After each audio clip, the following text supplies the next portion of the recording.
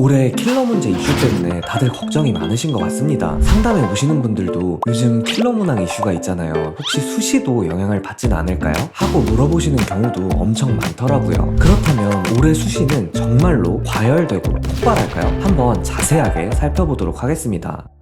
혹시나 높아심에 말씀드리면 저는 지금 킬러 문항 배제 정책이 좋다 나쁘다를 얘기하고 있는 게 아닙니다. 저는 정책에 대한 평가 이런 얘기를 오늘 할 생각이 없고요. 수험생이 바뀐 상황에 어떻게 대응해야 하는가, 이게 오늘의 핵심 주제입니다. 그러니까 오해 없으셨으면 좋겠고 혹시나 정치적인 댓글 자제 바랍니다. 그러면 본격적으로 시작해 보겠습니다. 오늘 살펴볼 논리는 바로 킬러 문항 배제 정책이 정시에서 혼란을 야기하고 이 현상이 수시 과열에 영향을 준다라는 건데요. 이 논리가 맞는지 한번 구체적으로 점검해 보겠습니다. 1번, 킬러 문항 배제가 정시에서 혼란을 유발한다. 여기까지는 맞습니다. 수험생분들도 대부분 동의하실 거예요. 그런데 그렇다고 학생들이 정시에서 수시로 이동할까요? 혹시 영상을 보고 계시는 정시 파이터 분들 중에도 그런 생각을 해보신 분이 있나요? 잠깐 고민을 했을 수는 있지만 결국은 옮기지 않는 것으로 결론을 내셨을 겁니다. 왜냐하면 여러분들이 불리해진 게 아니라 단순히 혼란스러워졌을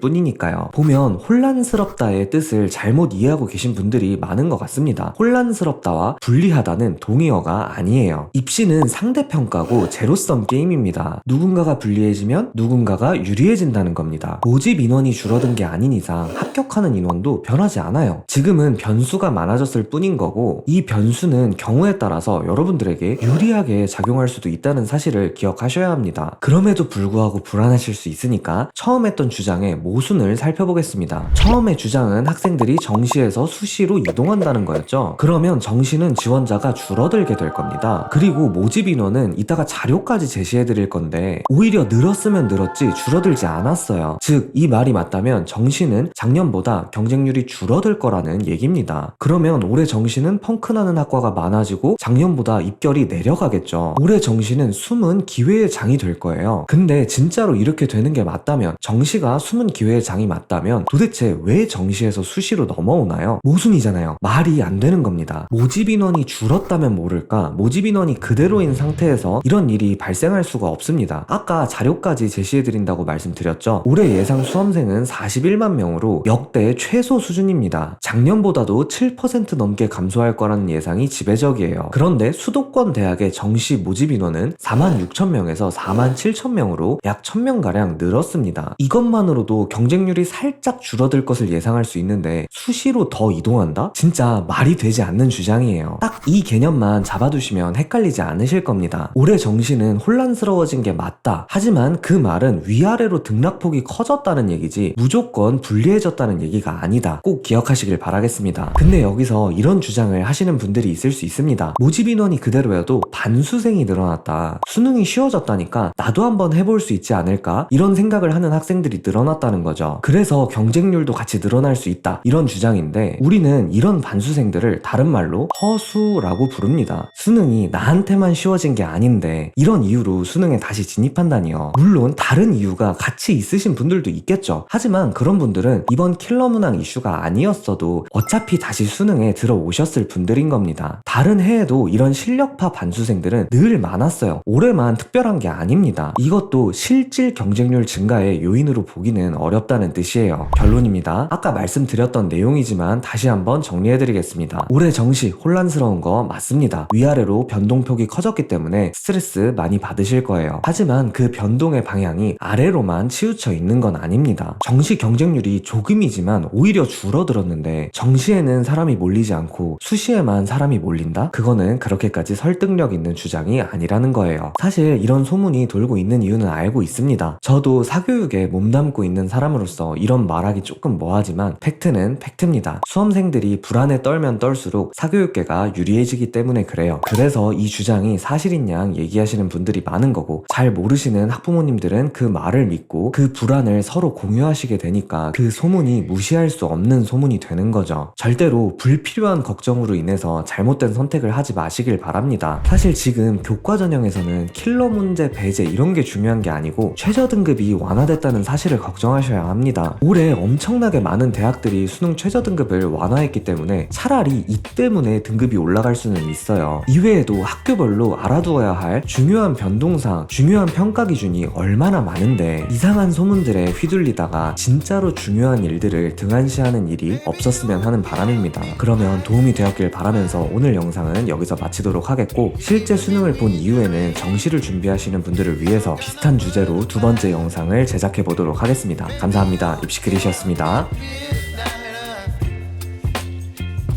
You whip up my appetite. Don't leave me here high and dry.